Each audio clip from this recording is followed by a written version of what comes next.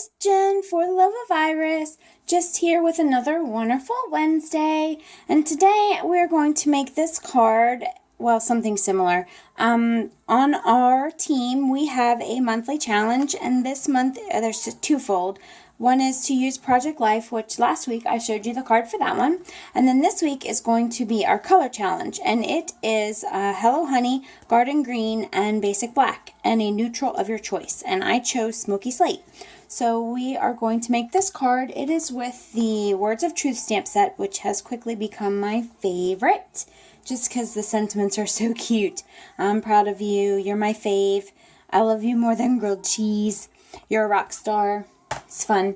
And then the butterfly is from the Butterfly Framelet die, and it is the small one. It's a 2-pack, and we're going to use the little one today. So pull that out, and we can go ahead and get started. It's going to be an A2 card, so 4 1/4 by 11, scored at 5 1/2, folded in the middle. And then I've got a piece of Garden Green cardstock that is 4 1/8 by 5 3/8. That's going to be our layer here, because I can't care for green very much, so I wanted to use it, but I wanted to use it as little as possible. So I used it as my mat. In this card you can barely see it, and then the sentiment is the green. So I used that, and then I used some of the Hello Honey Designer Series paper from the Wildflower paper, and that is in the Celebration catalog. That is on page 12. It is Wildflower Field's Designer Series paper, and it is free with a purchase of $50 or more, so that's mad exciting, and it's really cool paper. So what we're going to do first is I am going to actually, let me move these over here so I have access to them so they're not in my way. I'm going to create my pattern paper, if you will, and I'm going to start with my Hello Honey ink, and I'm just going to basically just stamp this in Hello Honey and Smoky Slate going down the cardstock. This is Whisper White, and it is cut at, I'm sorry I didn't tell you that, 3 1/2 by 5 1/2. It doesn't have to be exact, but that's what I'm using so that I can just layer my pattern paper from, and then my basic black, because I've got a strip of basic black that I want to add to it too. So I'm just going to layer these, or not layer, but stamp these, just kind of eyeballing it with the Hello Honey and the Smoky Slate all the way down. And I'm just cleaning my stamp off and then wiping it on my hand to get it dry before I use it again. I wish I had two, because that would be really neat to be able to just go one in Hello Honey and then one in Smoky Slate, and then I wouldn't have to worry about changing colors. But since I can only have one, we'll just do it in one. But I like yellow and gray together. I didn't think I was going to like it with the green. So, like I said, I just used a tiny bit of it. And I think I pulled it off. But I've always liked yellow and gray. I think it's neat. I like a yellow and gray chevron. And if I'm not mistaken, my sister did yellow and gray in her daughter's nursery. Because when she was pregnant, she didn't know if it was a girl or a boy. So she wanted something neutral. And they did. I know it was chevron. I'm pretty sure it's yellow and gray. And Elephunks was her manual of choice. So there's my paper. And that was pretty quick and easy. And then in order to get the black and pattern paper on there, I'm just going to kind of cheat, because I don't really have a whole strip. I just have a little piece there because I just want a smidge. A skosh. I just want a skosh on there. So I'm just going to take my piece of paper and line it up on my grid mat, and then look and see about how much I want of the black kind of border. You know, just kind of look and eyeball it. But then my primary focus is to line up my Whisper White paper with the lines on my grid mat so that I know that it's straight. So I don't have to worry about making a big old mess with my black piece and then having it all cattywampus. So then I'm going to take my snips, since this is a bigger piece. The black was a 1 inch, I think. No, 3/4 of an inch. And I just made it longer, 3/4 of an inch by like 5.5 or something. And then I'm going to flip it over and just cut off the excess. I don't really measure. I can't like to measure. I just kind of look at it and see what I like. So that's good. And then what I'm going to do now is I'm going to bring in my garden green piece, and I'm going to lay my pattern paper out here so that when I add my pattern paper, I will know just about how much I'll need to do for my border, because again, I can't measure. So what I'll do is same exact thing. I'll add adhesive to the back of my basic black piece, just there on the edge, as close as you can get it. And I probably should have been using my adhesive mat, but I can't know what I did with it. Oh, there it is. Whoops. Well, there. Now I can say I used it. And then I will take my pattern paper and stick it there so that I know about what border I want on my garden green, and then line up my right hand side. And before I lay it down, let me zoom you in so you can see what I'm doing. It's a little bit too much. And then before I stick it down, that will give me just about the right amount of border all the way around that I want of that green. Now I'm not going to worry about this because I'll trim it off, but I'll just press that down, and then I'll flip this over and trim off the back of this here. And then I have my perfect paper all matted and nice. So I'll take my snail and I will go ahead and adhere this to my card base, and I will zoom you back out so you can see everything I'm doing here. And that looks about right. And then I'll go ahead and mount this onto my cardstock, onto my card base. My card base, again, is the thick Whisper White. I like that better than the regular Whisper White for my card bases because it's sturdier and it holds up better. I can't like to get a card that when you try to stand it up, it falls over. It's like a limp noodle. I can't like a limp noodle card. Can y'all like a limp noodle card? I can like that. I can like it at all. And now that I've done that, I have moved my pattern paper. See? So, hopefully I can peel this up. There we go. Yeah. Oops. Okay. Alrighty. Now we're good. Alright, so I guess now I will make our sentiment. And our sentiment on our first one was, I'm proud of you, because this was for my daughter who is in Texas with her big sister, and she tried out for the mascot for her school, for her middle school. I can't know if she made it or not, but I can't care. Anyway, I'm going to send this to her because I'm proud of her regardless of whether she made it or not. But for our card for today, I'm going to use the You're All Kinds of Awesome stamp set, or stamp, because I think it's awesome. So I'm going to get our embossing buddy and rub it on the cardstock just to get rid of all of the oils from my hands and any dirt or dust that's on there, and get my Versamark ink pad here.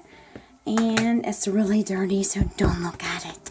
Shh, don't tell anyone. It's very dirty. And then take this, and I'm just going to kind of go in the middle here, just any kind of where. Alright, that looks good. And then I will get my white embossing powder. I keep my white embossing powder in a Tupperware container, or it's actually Rubbermaid. I can't know that they make Tupperware anymore. I can't know. Anyway, sprinkle some embossing powder on there and tap off the excess. That looks pretty good, actually. And cover that up. I'll get my heat tool and start at this end here so I don't burn my hand. Can y'all see that? I think so.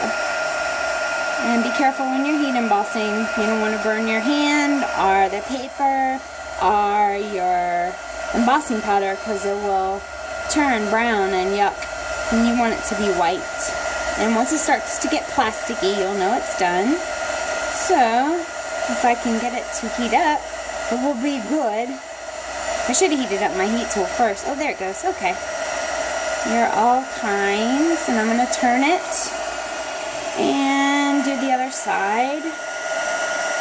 And this is just a scrap. I have no idea. 1/2 inch by, I don't know, 5 inches, 4 inches, something like that. I'll measure it here in just a second. You're all kinds of awesome. Just a piece that I had in my scrap container. And that's done. And then I'm going to wipe off that powder because I can't like it. It's a little crookedy, a little cattywampus, but it's not bad. So I'm going to trim off this piece just to give it a flat edge.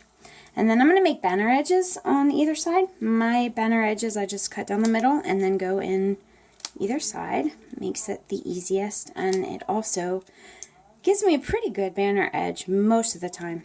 That's not quite, it's still too long. Okay. And then in the middle. Can y'all hear the Coward of the County in the background? It's Kenny Rogers' Coward of the County. Yeah. That's funny. Because they said that he is yellow. Alright. And then what I'm going to do now is adhere this here in the middle. Probably in between one gray and one yellow. I think that looks the best. And then the last thing we have to do is create our little flutterby. And our flutterby is going to be out of basic black cardstock. And we're going to do that with the Big Shot. So let me grab the Big Shot real quick. And let me move you up. Whoop, that's not up. That's down. Okay. And I have my multi-purpose platform with my cutting plate. And I have a piece of scrap black cardstock with my die facing down, and I'm going to roll this through and cut it. And I'm actually going to roll it through once, and then I'm going to roll it back through. Every Big Shot is calibrated differently, so if you roll it through once and you find that it doesn't seem to give you a really good cut, or the cut that you really want, roll it back through again. Or you can use a shim, or there's lots of stuff you can do to try and make sure that you get it cut. But mine seems to work out great with a 2-pass, so I'm going to use a 2-pass. And then I have this magical creature that is called the Big Shot Die Brush. And it is in the Occasions catalog on page 19. And it is just this little rotary brush here that has bristles. They're not wire, they're like hard plastic. And all you do is when you have a delicate die that your paper kind of gets stuck in. Remember, we used to have to take our paper piercer and like hole, and push all the holes out. It was such a pain in the butt. Now, you can take this brush and just lay your die down with the paper in it and just roll over it like this and get aggressive. If you're mad at your kids or your husband or you had a bad day at work, just come home and just beat it up like this. And then what happens is the die pops out with all of the cardstock gone. And then look at this. It's a party flutterby. It's all done. See? And it's all totally clean. You don't need to worry about dryer sheets or wax paper or anything like that. And then all of the little pieces, you probably can't see. Oh, there they go. All the little pieces of your paper are contained on this little mat. And you just bang it into your trash can and throw it away. So that is our flutterby. And look how pretty. That's so cute. I love it.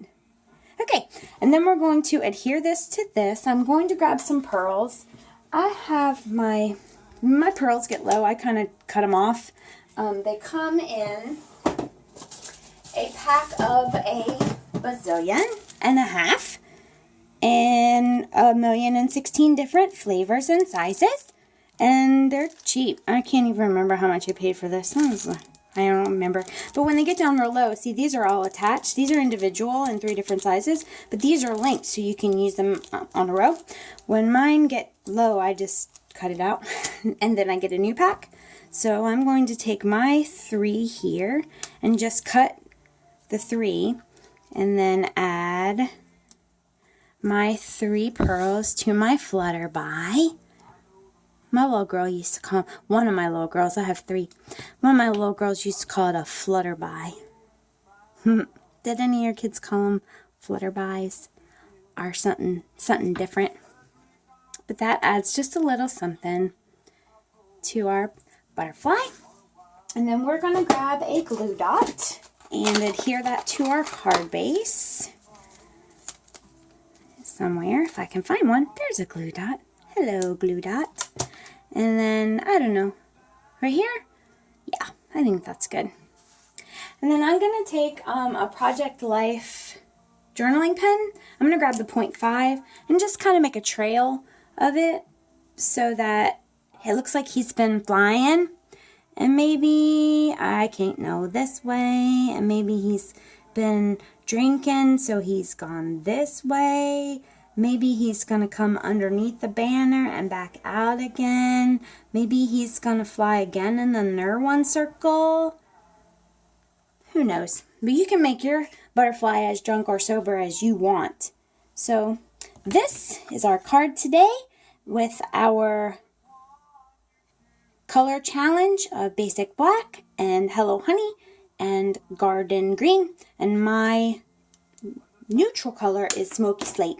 So I hope you will try out some type of color challenge and get online and participate in some of the challenges that you find online, because when you're stumped and you don't have any type of inspiration, you can get a lot of inspiration from other people and their challenges and stuff.